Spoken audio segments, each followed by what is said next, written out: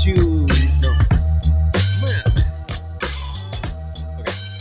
Heyo, welcome in. Coming to you live on this Sunnyside Summer Thursday. This is the CHGO White Sox podcast. Visit sunnyside.shop for bright buys every day, including 50% off your first 3 online purchases. Enter promo code HICHGO at checkout. To qualify, exclusions apply. Sunnyside Cannabis Dispensary, bright buys every day, only for 21 plus or Illinois medical card holders. We are coming to you live from the West Loop of Chicago, Studio A of the CHGO offices. I'm your host, Sean Anderson. Alongside me, Vinny Duber, the adult in the room. You can follow him at Vinny Duber. You can also read his work at ALLCITY.com. The man in the middle, Herb Lawrence. Hello. You can follow him at Ectorwall23. He's our CHGO White Sox community leader. We are being produced today by Sarah. Hello. We have now comped, I guess I have comped us being in the state of Texas. I've been bitten by the NASA bug. I guess I'm comparing us to the crew of Apollo, which one landed on the moon? Apollo 11? Yes. So, take your pick, whoever you want to be. I'll have last pick. But, I feel like we are approaching the moon. We are on the pace towards history. The White Sox lose another game, 11 straight they have lost, dating back to the Minnesota series before the All-Star break. This is the 15th sweep of the year for the Chicago White Sox. This is the 4th 4-game sweep of the year for the Chicago White Sox. It was Kansas City, Minnesota, it was Baltimore, and now Texas. Correct. So, we're currently sitting in the pod right now. How do you guys feel? You excited for the moon? I can't wait. That's the only thing we have to look forward to besides who's going to be on this team after Tuesday. But, yeah, I cannot wait for this team to be a record-setting, history-making team where they've lost the most games in the modern era of baseball. They might challenge the 131 losses that I think the 1899 Cleveland Spiders had. God, such a cool name. I don't know why. They had the opportunity to go back to the Spiders. Yeah. I like the Guardians, but the Spiders is great. And Boston Bean Eaters is a good one, too. That was a really good name. What, you want them to be the Bean Eaters? No, just some of the old names people used to have. Even the Chicago White Stockings. I would just love to have that name still. The New York Highlanders. I just like the idea of an everyday thing. Spider. So, there are people who are afraid of spiders, but Perfect. Just a spider crawling along. It's not, doesn't have teeth. You can't make a mean face out of it, but, spider. Well, maybe etymology, is there a true, spider native to Cleveland, or is it just, a common spider? I don't know. Those are the questions that maybe need to be asked. Good point. Was there maybe a poisonous spider once native to Cleveland? I don't know. But the Guardian, it's a cool bridge. I like the name. Yeah. It's a fine bridge. How do we get here? Anyways, anyone you want to be Buzz? No, not really. Okay. Do you want to be Buzz Aldrin? Yeah. Is he still with us? I don't know. I know that I believe so. Neil Armstrong is not with us anymore. Correct. 94. All right. Yeah. Hell yeah. And he's feisty, too. When you say that he faked the moon landing, I think he punched the dude out for asking them that thing. So, yeah. Hell yeah, Buzz Aldrin. Hey, it shows to pay off to be in the Apollo 11 spacecraft, because one of those guys is 94, one of those guys died at 90, and then another guy died at 82. So, longevity. You had to be fit in order to go to the moon. That's a good point. All right. Anyways, hit that thumbs up button if you are along for this ride as we approach, again, the moon, to give you the full scope of what we are approaching. The 1962 Mets, to start the season, they were 26-79. With today's loss, the White Sox fall to 27-78. So not the worst in modern history, but they're close. They're just in front of the Detroit Tigers of 2003, who were 28-77. They finished at 43-119. The Oakland A's were sort of around here, 29-76 of last year, but they finished out with a fairly decent record, finishing at 50-112. So it's just a lot of fun. Herb, I know we had so much fun watching the Chicago White Sox, and I think our joy really exudes when we get to watch Eloy Jimenez play. Just every day he laces it up, and we are just kind of awestruck at the talent. He finally hit a ball into the outfield today, but he was thrown out at second because he really probably didn't believe it was going to get down. Yeah, and the thing is, I understand being on a team that we just talked about is on its way to history, being one of the worst teams in Major League Baseball history, could put your spirits down and could put your competitive edge down. But Eloy Jimenez, those checks are clearing every week. Every one of those players, those checks are clearing. And so I don't care if you're downtrodden, you're sad, you're just going through the motions. Show up. That double you're talking about, or should have been double, he hit a ball well into the right center field gap. Tavares gets the ball on the warning track, almost 400 feet away from home plate. And Eloy's jogging from home to first. And then he's like, all right, let me turn it up. And he's thrown out by a good, 2 feet by Tavares on a one-hop throw. And so if you're hustling out of the box, you get a double there. I know that people say he's got leg problems, then sit out. And then his last at bat versus David Robertson, swings at the first pitch, was a high fastball, and then looks at 2 strikes. The second one, I understand it was a little off the plate. Cool. But the last one, you have 2 strikes. Protect. And it's only a 1-run game at that time, and you're supposed to be a power hitter, even though you haven't hit a home run since mid-May. That's the type of effort, or lack thereof, that gets me mad at this team. You can be a bad team, but the effort still has to be there. It seemed like he didn't care. He was giving up that at bat. He was just going to go back, sulk, take the plane ride back to Chicago, and it's like, oh, we're just lost. That was our 78th loss. No, have pride in the jersey in front of you, the name in the front of the jersey, and the one in the back. Because at the end of the day, that's the only thing that you have, Eloy Jimenez, your name, your reputation. And now White Sox fans, most of them have already said your name is sullied, and what you do on the field is sullied because of the numerous injuries and then the lack of effort that you showed today. That is unacceptable. And if Pedro Gaffol wants to have these players respect the game, he should be in Eloy's ass after that game. He should be talking about the lack of effort, the flatness of Eloy Jimenez there, not giving effort. I don't care if the team sucks. You can control your effort. That's the only thing you control, and Eloy Jimenez did not control his effort today. He did not show up for today's game. It's piss poor. I can't have that. You can be bad, but you can't be lack of effort. It was just a certain phrasing you had that took me back a little bit. What? But I think we could just move past it. What? No, it's fine. Not even in a bad way. Okay. I agree. Piss poor? No. Okay. But it is tough to defend because he does obviously want to be out there. He suffered the injury that put him on the IL, but he hasn't hit a home run since May 14th. Yeah. Since the White Sox played the Washington Nationals, who just got no hit by Dylan Cease. We'll talk about that later on in the show. It is getting really tough to defend Eloy Jimenez, and I would understand being downtrodden by this team, but especially for Eloy, you're going to be a free agent next year. The White Sox are going to be buying you out. You're not going to be having a contract, and we saw it really fall fast for Tim Anderson. Took a little bit longer for Jose Abreu, but if a team isn't going to be getting the production they want from you, they're not going to have the same attachment that the White Sox have had. If you start the first 60 games poorly for, let's say the Arizona Diamondbacks next year, is this another vision that you had? I don't know if it's a vision. I won't call that one, but I feel like it would make sense.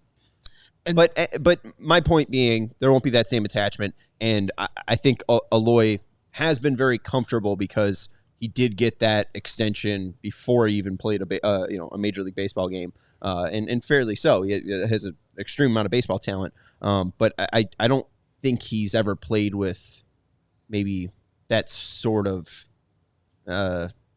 edge or that sort of maybe safety net without that safety net.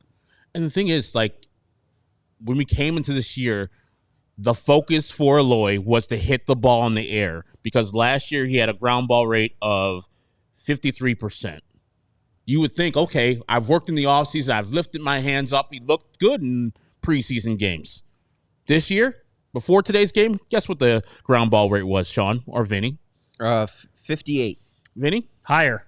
It is higher. 64. 61.4%. Okay. He's hitting 60% of the balls just on the ground without good legs. What are you doing? We saw one the other day where he hit the ball right into the ground. 2 feet. What did you say? Negative 77 degree launch angle? Negative or 17 launch angle 17. with a 2 feet away from home plate. It was a 3-1 pitch. That's middle fastball.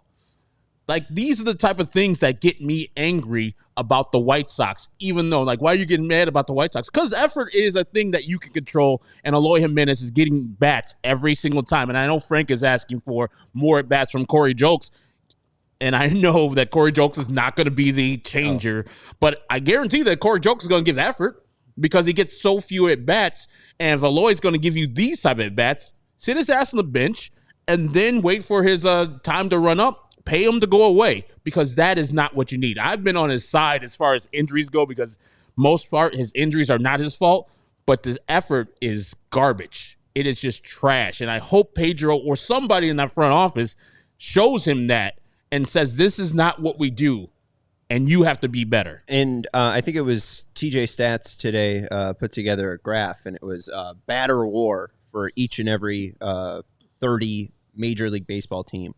And very, fittingly, the Chicago White Sox were last in batter war. And not only were they last at negative 4.3, but they were the only team that was negative. They're the only team in Major League Baseball with a negative batting war. 29th, the Miami Marlins at 1.3, the Chicago White Sox at negative 4.3. So, you have seen great performances from Garrett Crochet and Eric Fetty and even Luis Robert to some point. But, I mean, really, every single White Sox hitter outside of that have been brutal. I know that you had the stat over the 11 games that you've liked, that they've scored 20 runs? Scored 20 runs in the last 11 games. I mean, no wonder they've lost all 11 of them, right? Andrew Benintendi 1 for 14 in this series, but with 1 home run. So there's that 1 RBI. They've in those 11 games, they've struck out 105 times. 3 double-digit strikeout. The Eloy one? 3 double-digit. Oh, no, I didn't. Yeah. To end the game. Yeah. 106. 3 double-digit strikeout games in this series against the Texas Rangers. Listen, the way that the bats have been this year have very much been the story of the season as well, right? Which is we thought they were going to be bad. Yeah. We did not think they were going to be this bad. And I think you can say the same thing about the offense in general, too. Because what did Chris Getz do this offseason? What we were talking about when the year began, when they went to spring training, when the season started, it was he went out and he focused on guys who would play good defense and play fundamentally sound. Haven't done really either of those things either. But the idea being that those things were even at the expense of the lineup. Paul DeJong, who leads the team in home runs, wasn't supposed to come in and be the guy who boosted this lineup. Martin Maldonado wasn't supposed to come in and boost the lineup.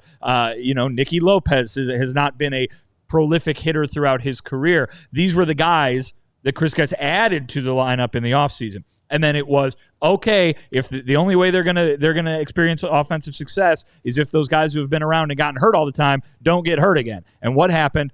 Yoán Moncada got hurt. Luis Robert Jr. got hurt. Eloy Jimenez got hurt. I mean, this is the worst case scenario coming to fruition, or coming to life rather, in terms of what the bats were going to look like. On the Eloy point, I'm not somebody who is going to criticize what I can't see inside somebody's head, inside somebody's heart, anything like that. What I will say is, stop at first base. If you can't run, just stop at first base. It's not as much about the perceived lack of effort as much as it is about making the same mistakes they kept making the 2 years prior. That's what this year was supposed to be about. They're not going to make any more mistakes. Might not be very good, but they're not going to make any more mistakes. And here you got a guy who very clearly cannot run, deciding I'm going to run to try to get into a double. Just stop at first base. If the biggest criticism you can take is you got a hit, but it should have been a bigger hit, but at least you're healthy, wear that instead of what is this guy doing going to second when he is not in a state to go to second base. So I'm not going to criticize the effort. I will criticize the mistakes that keep coming along and the fact that the offense, it's just nothing.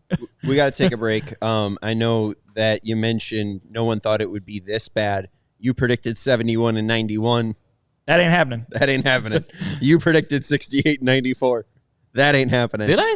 Yeah. That much? And I predicted 61 and 101, and that ain't happening. And I think we all might be like 20 games off. Yeah. I mean, like, that is insane. Mini Dar adding on 38 and 124. We will see. Let's take a break, and we'll let you know about some of our great sponsors like Ray CDJR. Make Ray Chrysler, Dodge, Jeep, and Ram your #1 draft pick this summer to find your perfect new car for you. This July, shop a wider selection of vehicles at Ray CDJR and shop new, lower prices across their huge inventories during the Make This the Summer sales event. For a limited time, lease the new 2024 Jeep Compass Latitude Luxe for only $189 a month, or shop over 125 vehicles priced under $20,000. Let the amazing team at Ray CDJR help you land the perfect vehicle at the perfect price, because with Ray's price promise, the numbers you're hearing now are the same prices you can expect to shop in-store and online. That's because Ray's price promise means no price changing, no add-ons, and no hidden fees. And since they prioritize affordability for their customers, hurry into Ray CDJR today and shop one of Chicagoland's largest inventories, and then drive home with more money in your pocket than you'd expect. So if you're in the market for a new vehicle, then you have to check out the team at Ray Chrysler, Dodge, Jeep, and Ram, because they are the only team we recommend. Visit them today on Route 12 in Fox Lake. For more information, visit Ray CDJR in Fox Lake or raycdjr.com, serving the community since 1963. PrizePicks is America's #1 fantasy sports app with more than 5 million members. It is the most fun and exciting way to get in on the action while you watch your favorite sports and players. Just pick more or less than on 2 or more player stats for a shot of winning up to 100 times your cash. And with PrizePicks, you can turn $10 into $1,000 in a single game by watching sports this summer. You can make a PrizePicks lineup in as little as 60 seconds. All you need to pick is more than or less than on 2 to 6 player stat projections, and you're locked in. And with the All-Stars, Caitlin Clark and Angel Reese looking forward to having some time off because of the summer games, greats like Brianna Stewart, Asia Wilson, Kelsey Plum will be the players I'll be focusing on. You can win up to 100 times your cash by watching them ball out in Paris. And if you're looking for promotions, PrizePicks has you covered every single week. Download the app today and use the code CHGO for a first deposit match up to $100. That's code CHGO for a first deposit match up to $100. PrizePicks, pick more, pick less. It is that easy. We appreciate everyone watching. Make sure you hit that thumbs up button. We are at Paul Konerko, but, you know, we always think that we could be around Jim Thome. At least let's get to Gordon Beckham. At least let's get Ross to Gordon Claude? Beckham. Ross Claude. Giovanni Soto? Hold on. John Garland. There you go. That one's a little There too you go. easy. Don Cooper? I mean, we were talking about him earlier. I know this is a lot higher than even Jim Thome, but Neil Kotz. It'd be 46, right? Let's get to Keenan Middleton. Hey. Oh, my God. Okay. Slash Manny Ramirez. And Aaron Judge when he's like 45. All right. So I did find this stat earlier, and I just want to kind of, everyone's saying in the chat, did anyone predict 105 losses? Michael Leroy saying it will be more than 106 in 1970. Since 1961, there have been 1,734 individual seasons played by a Major League Baseball team. In the first 105 games, the White Sox have the second worst record. History! Thank you. And it's exactly when that was supposed to be played. Like, they are truly in the 99.98 percentile of worst teams, or maybe Of losing. Yeah. You're the smart one, so you figure you help the framing there on that one. But it is truly on the trajectory of nightmare, or worse than a nightmare. And our guy Minidar, he or she says that they predicted 38 and 24 before the season started. If you did, I probably poo-pooed that. Like, oh, they're not going to be that bad. I apologize. I wasn't familiar with the game, Minidar, or the White Sox. Oh my God, like 68 wins that I picked. You even 68 and 2. I mean, around that time we were making the predictions, I think Dylan Cease was traded when we made the actual predictions. But I mean, Dylan Cease was still a White Sox-ish around that time. And if you told us that Garrett Crochet would be an all-star and, in the top 5 of AL Cy Young voting, Eric Fedde would be worth the signing, we'd be like, great. they're definitely going to be winning 60 games. There's no way that they're going to have under 40 wins. I mean, honestly, one of the worst hitting teams we have ever seen. And we've seen the 2023 White Sox. So there you go. All right, let's talk about Dylan Cease because, Sarah, if you can play that history drop just one more time. History! He wasn't perfect today, but Dylan Cease throws a no-hitter against the Washington Nationals. He did have 3 walks in typical Dylan Cease fashion, but he was able to no-hit the Washington Nationals, 114 pitches, 9 strikeouts, no hits, and he got C.J. Abrams to line out to get history. Dylan Cease gets his no-hitter, and a lot was made of the right fielder handing the ball to second baseman Luis Arraez, who then handed the final out to Dylan Cease because you head back to 2022, September 3rd. That's Saturday. Dylan, as a White Sox, 9th inning, 2 outs, Arraez up. Dylan has a no-hitter on the line, and then Arraez plops one into right center for a single to break up that bid. Dylan, history, congratulations. Obviously, very exciting. What is your first takeaways of just a no-hitter? I mean, very cool. I mean, awesome for the guy. This is a pitcher who has been, as good as there's been in baseball over the last 3 years or so now. He's kind of starting to pick up steam again to be getting some consideration for being one of the best in the now National League, just like he did 2 years ago when he was the second in place in the Cy Young vote in the American League. Listen, this guy has blossomed into an absolutely great talent, and the no-hitter accomplishment to hang on your Baseball Reference page is definitely a great one.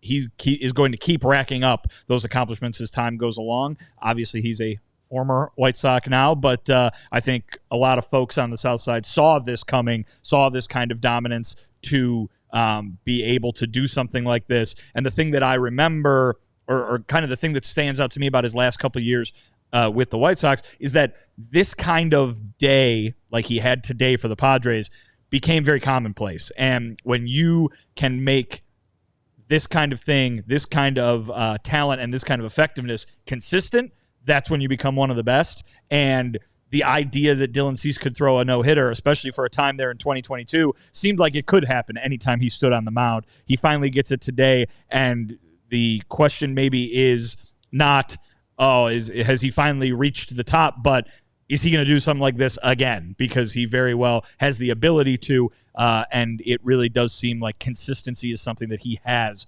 mastered.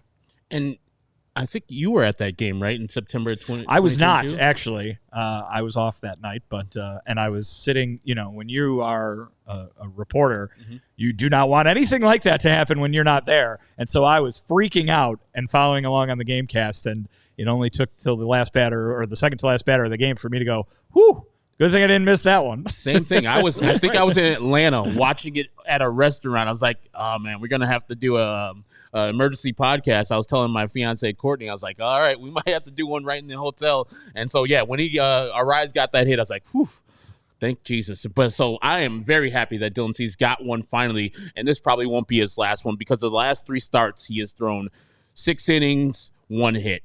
7 innings, 1 hit, and now he finally figures it out and gets the Washington Nationals to get no hit right there. It's 30 strikeouts in those 3 games. So the man has been dominant as of late, and I am just happy for him, happy for the Padres to do their thing. And I know White Sox fans are going to be like, oh, we lost a trade, blah, blah, blah. This is one of the trades I feel, especially first, it's early to say you lost a trade.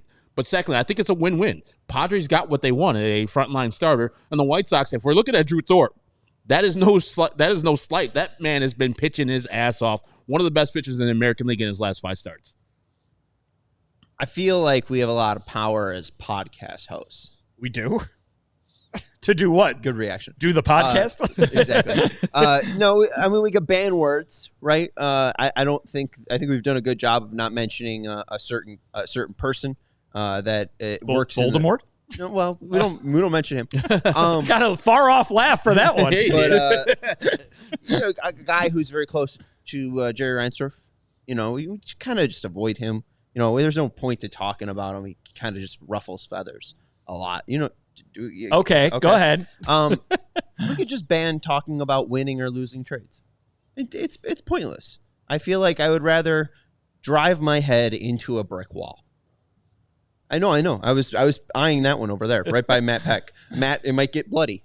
But I mean, there is no point because, again, like we talked about this with the Chris Sale trade.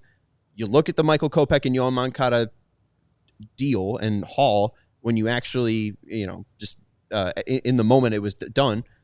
It was a fine trade. Everyone was fine with the White Sox committing to that rebuild. And looking in hindsight, it's still a fine trade. Yoan Moncada was a very talented baseball player who dealt with injuries. Michael Kopech was a very talented baseball player who dealt with injuries and really just never had it all go together. But, like, he's likely still going to be traded for something at the deadline. Yoan Moncada isn't worth $24 million, but he will be on a Major League Baseball team next year for, like, $8 million. Maybe. He will be. What's up with the pessimism? I don't know, man. The money is the thing that jumps out to me, right? Yeah, $8 million is a lot. Tim Anderson was a lot more accomplished than Yoan Moncada has been through his career, and he got hardly. He was a Silver Slugger. He won the batting title. Moncada was 10th in MVP voting 5 years ago. That's not true. He got a 10th place MVP vote. Yeah, 5 years ago. But yeah, I'm more on what Vinny said yesterday that he'll be minor league signee because they can't give him guaranteed money because of the often times that he's hurt and injured. And, what are you really going to get They have from the same Yoan amount of Moncada? WAR. In their careers? Yeah, 14 and a half, pretty much. Is that true? Yeah. That's shocking to me.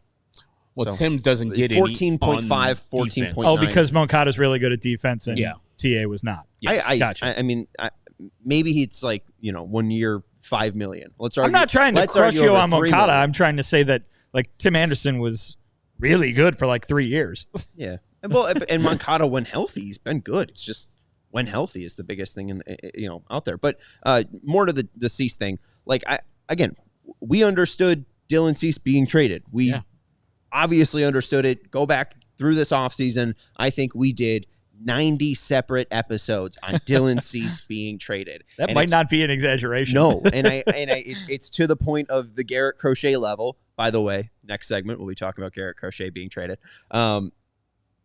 It was what had to be done. I mean, Chris Getz said, I don't like this team, and he traded Dylan Cease, and he's going to be trading Garrett Crochet, and he's going to be trading Luis Robert Jr. Maybe. Like, the White Sox, we were fine with the haul. Let's see how it plays out. Drew Thorpe, it's been fun to see it play out. And Jairo Iriarte, at some point, probably more likely in 2025, will be on the White Sox, and we'll see how it plays out. Steven Wilson's been all right, too. He's finally back. Mm-hmm. I did not know he was back until today, and there he was. And then, maybe Samuel Zavala will be here at some point. Maybe he won't be. Slam and Sammy. Slam and Sammy. That's what we'll call him. Has that ever been taken by a White Sox? I don't think so. Oh, okay. All right. Let's take a break, and we will talk about Garrett Crochet and his trade market. Let's let you know, though, about pork. You know who's eating pork? Slam and Sammy. You don't start slamming baseballs unless you're eating Illinois-fed pork. Illinois pork producers, they are proud farmers, proud people. It's grilling season. Get your pork. People who are active need more protein than the average American. My guy Herb has been biking. I think you've probably biked all over Chicago at this point. Have you filled up the entire map? I've not gone south as yet. Eventually, it's a long work. It's a long road. It's like 15 miles to get downtown from my house. It's a big city. Way too much. In fact, the Academy of Nutrition and Dietetics, Dietitians of Canada, and the American College of Sports Medicine recommend 1.2 to 2 grams of protein per kilogram of body weight per day for athletes like Herb, depending on training. For a 150-pound person, that's 81 to 136 grams of protein per day. 1 3-ounce serving of pork provides 23 grams of high-quality protein that can help active individuals build and preserve muscle. The International Society of Sports Nutrition recommend that people who are involved in general fitness programs or who are interested in optimizing their health eat low-fat and high-quality sources of protein, which can include lean cuts of pork. So elevate your protein game with lean pork, a powerhouse of natural goodness. Savor the flavor, savor the gains, and celebrate any occasion by enjoying the best pork produced by Illinois pig farmers. From your sausage and bacon for breakfast to pulled pork or juicy chops hot off the grill, it's an entire season dedicated to pork and the people behind the product, paid for by the Illinois pork producers. Generations of commitment. We also want to know about our friends over at Mint Mobile. After years of fine print contracts and getting ripped off by overpriced wireless providers. If we've learned anything, it's that there's always a catch. So when we heard that for a limited time, all Mint Mobile wireless plans are $15 a month when you purchase a 3-month plan, we thought, what's the catch?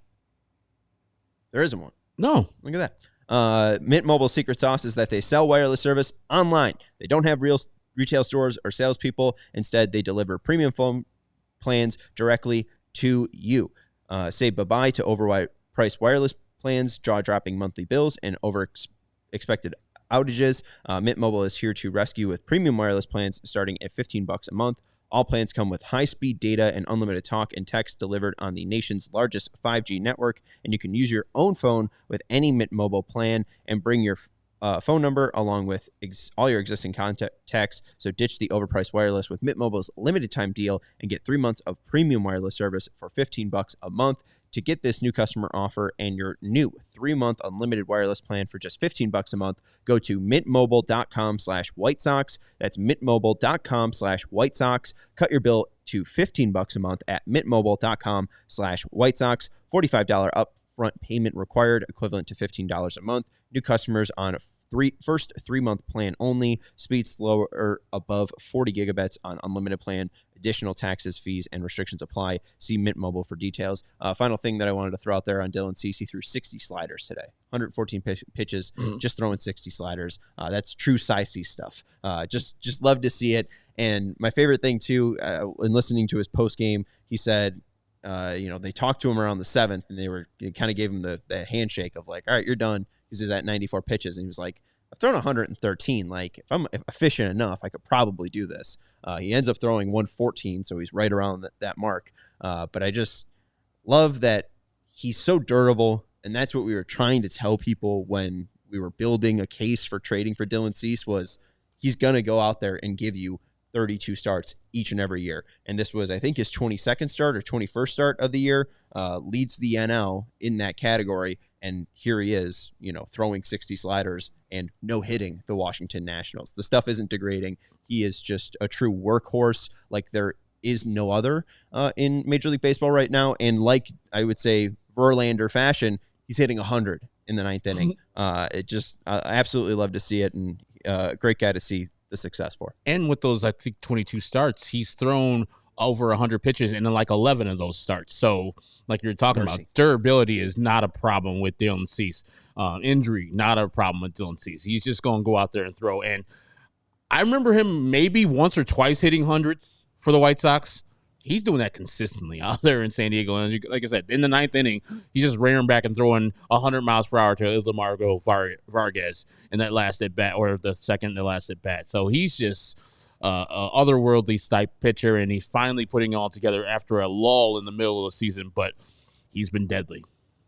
Our guy Vinny Duber up at ALLCHGO.com has been updating the White Sox trade rumors as they come in. The Athletic had pieces today about Garrett Crochet, sourcing from Ken Rosenthal, Patrick Mooney, and Will Salmon, about teams having concerns over Garrett Crochet's ability to pitch into October are mounting among potential buyers. And John Heyman reported that Crochet desires a contract extension from any team acquiring him before he would agree to pitch in the postseason, and that Crochet would prefer to stay in a starter's role and has no interest moving back to the bullpen or interrupting his current 5-day routine. So let's chat about Garrett Crochet. We are 5 days away? 4 days? Yeah, 5. Yeah, 5. 5 days away.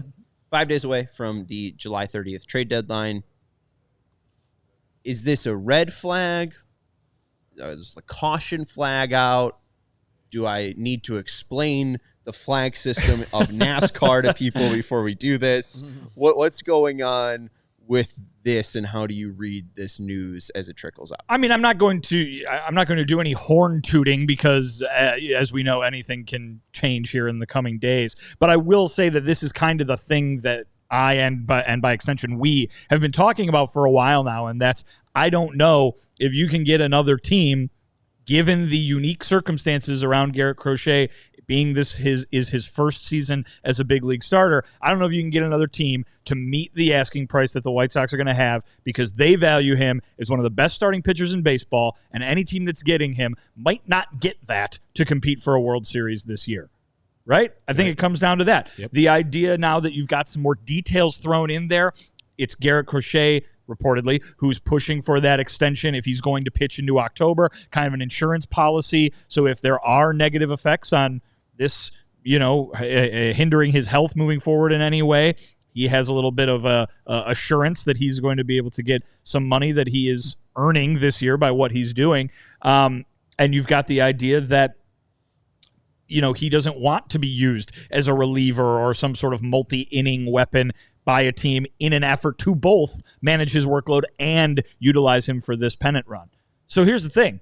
If you're not getting Garrett Crochet in the playoffs this year, why would you trade for him right now?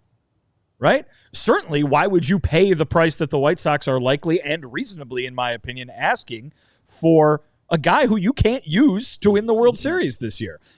This conversation, if Garrett Crochet stays on the White Sox through next Tuesday and is a White Sox moving forward, this conversation is going to come up again in the offseason. And it's going to be entirely different, because it's going to be about a team acquiring a guy who's going to be at the top of their rotation for the next 2 years. Mm-hmm. 2 full chases for the World Series, no doubt about it. What you're trading for at the deadline almost 99% of the time is somebody to boost your chances of winning the World Series this year. Mm-hmm. And if Garrett Crochet cannot be that for somebody, what is the point of acquiring him? Now, obviously, there's the control that we've talked about, and there's the idea, maybe there's a team out there that's like, yeah, we'll give him an extension, sure. And he does go into October. But then what does that do for him in 2025 and moving forward? The question marks are still there, even though he's answered so many questions already to this point. And so I don't think that this conversation, while it might be entirely new on the national stage, I don't think it's really very new to the White Sox fans and folks like us who are following the team and have been having this conversation for weeks now, because I think that these are concerns, if you want to call them that have probably existed for weeks, if not months. And I think that now the conversation nationally is realizing that, getting probably information from around the league and saying, well, maybe this guy doesn't get traded, even though he's been the image on every trade rumors post for the last 3 weeks. And to speak to your point, Vinny, think about a pitcher in Dylan Cease, who is a more established pitcher when the White Sox traded him, and how long and how many teams balked at the price that the White Sox were asking for. The Reds, the Braves, the Yankees, the Baltimore Orioles, et cetera, et cetera, et cetera. With an established guy that we already talked about that goes to the bump every 5th day and gives you 180 innings every year type of thing. Imagine those teams now dealing with the White Sox, asking for what they need to be asking for. Like Vinny said, they should be asking for that. And now they're like, that guy hasn't been as established. So you already see the hesitancy from teams last offseason, where they had a clear top of the rotation, more than likely Dylan Cease out there, and then the Padres bit finally in March. Now you only got 5 days left for a team to bite on what the White Sox want for Garrett Crochet. That's why I think that he won't be going anywhere for the White Sox. He'll be a White Sox after Tuesday, and then we'll revisit this whole conversation in the offseason. I think that's more of a likely possibility for the White Sox and Garrett Crochet for him to be parting in the offseason, not before Tuesday. But, why? Again, so...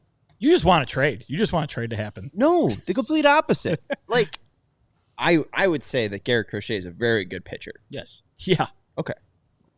Breaking news. Hit the sounder. Let us know in the comments. Do you think Garrett Crochet is a bad pitcher? All right.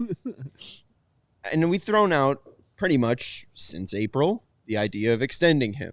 And it seems like if he is going to be committing to a team who's going to be taking him to the playoffs, he would be, willing to talk extension. It's completely out for the White Sox to extend him. If Says they who? can, well, no, I guess I'm asking you. If they're not able to come to a deal and, they're looking at this team on July 31st and Garrett Crochet is still a part of it, are they going to pursue an extension more aggressively? Is this going to be something that they don't even look for? Because, I mean, come the offseason, the last thing I want to do is trade him. I would say let's try to extend him. Let's make sure that he's a part of our team until 2030. He's only 25. And that's the one thing that I don't understand about trading him is you can look at the strikeout leaders in Major League Baseball right now, and you can see Dylan Cease is at top of it with like 100 and I think like 68 or something like that. Garrett Crochet second. So you could probably think, hey, that'd be a pretty good 1-2 in a rotation, but they traded Dylan Cease before Garrett Crochet was a starter. And then sixth on that list is Chris Sale. So again, you could say, if they held on to him and extended him, maybe they would have had, three of the top six. Well, if they had Chris Sale, they don't have Dylan Cease. It's convoluted. But still, probably. Why not commit to a guy that seems to be it? It is everything that you look for in a starting pitcher. And I understand that you don't want to spend money on starting pitching, but it seems like you're getting elite starting pitching for a discount because he wasn't a starting pitcher. He will not be making any money in arbitration next year. So if you're able to guarantee him money to buy out arbitration, and I know it's only 2 years of arbitration, I feel like that has to be at least alluring in some way or some fashion to Garrett Crochet. We got to wrap up this show in here, but do you think it's completely out of the realm of possibility that Garrett Crochet is extended by the White Sox before the end of 2024? Completely out of the realm of possibility, no. But it's like 0.2%. I don't know. I basically agree with everything you said, and I think that would be a very wise decision by them. But again, we're not in a front office, so I'll be mad if he gets traded and immediately does the Mookie Betts thing where he gets extended by that other team. Smart. I'll be very mad. Yeah, because just like Mookie Betts, you drafted him, developed him, came to the majors, did what you wanted him to do, and then when it was time to pay him, you're like, nah, get off my team. That guy won an MVP. And, yeah, a little bit better than what Garrett Crochet was. Yeah. In a World Series. Yeah. So they traded him. All right. Hit that thumbs up button if you've been hanging out with us. We appreciate you listening to the CHGO White Sox podcast. Again, it's been a Sunnyside Summer Thursday. Go use code HICHGO at sunnyside.shop. That's Vinny Duber. You can follow him at Vinny Duber. He's our CHGO White Sox beat writer. That's Herb Lawrence. You can follow him at Eckerwall23. He's our CHGO White Sox community leader. Thank you to Sarah for participating in the show. I'm Sean Anderson. We will talk to you on Sunday as the White Sox and Mariners. I was going to say Royals. Mariners wrap up their 3-game series. We will talk to you then. Goodbye. We all silly like the mayor.